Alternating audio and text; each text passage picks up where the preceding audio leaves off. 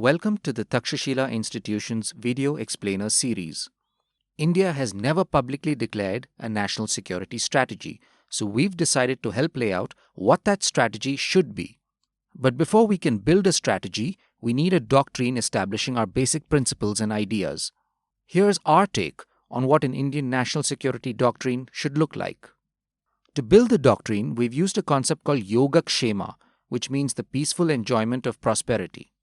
To the ancient Indian thinker Kautilya, author of the Arthashastra, it encapsulates the basic duties of a state towards its citizens.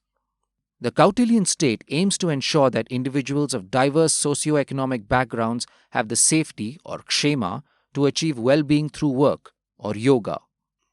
It is this individual-centric perspective that India should strive to retain in thinking about the objectives of a national security policy. Which brings us to the question, how should India provide Yogakshema to its citizens today? First, let's talk about yoga. In this context, yoga doesn't mean this. Instead, it means we have to ensure that India's citizens have access to economic opportunities that allow them to become prosperous. How do we do that? Well, India has a special place in the global order thanks to its large young population and its critical geopolitical position. If we have better relations with the superpowers than the superpowers have with each other, we can leverage that to shape global debates in ways that benefit our citizens. And this is a matter of supreme national interest. India's economy is deeply connected to the world, and its citizens' prosperity depends on their being able to import and export goods and services on favorable terms. So to bring yoga to its citizens, India must defend its connections and influence within the global order. Now let's talk about kshema, or safety. We think that Thomas Hobbes and Kautilya were onto something when they described the state of nature as basically anarchic. Left to themselves, the strong will jeopardize the interests of the weak, just as a big fish eats a little fish. What this means from a Kautilyan perspective is that within India's borders, the state needs to make sure that the rule of law is implemented within the bounds laid out by the Constitution.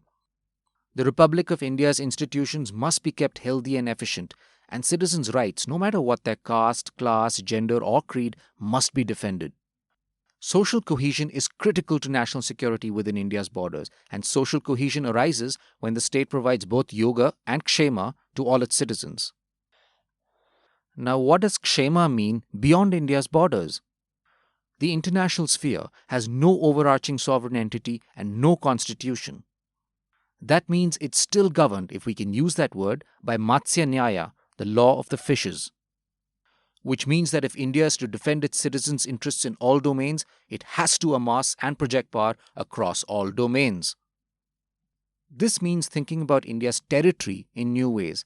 It's no longer just about its territory on land, but also about maritime domains, air, space, and cyberspace. It means that India needs to modernize and upgrade its power projection capabilities everywhere, and also think about power as something the state can leverage in many ways in the global order. This could mean investment deals, market access, or diplomatic support. India needs to use all the means at its disposal to shape the world's diplomatic, economic, and technological order. In summary, that's what we think a national security doctrine should do: ensure Yogakshema, the peaceful enjoyment of prosperity. We're sure you're curious to learn more, so we have a whole document laying out our ideas on India's national security doctrine. Check it out at our website, takshashila.org.in, or click on the link in the description.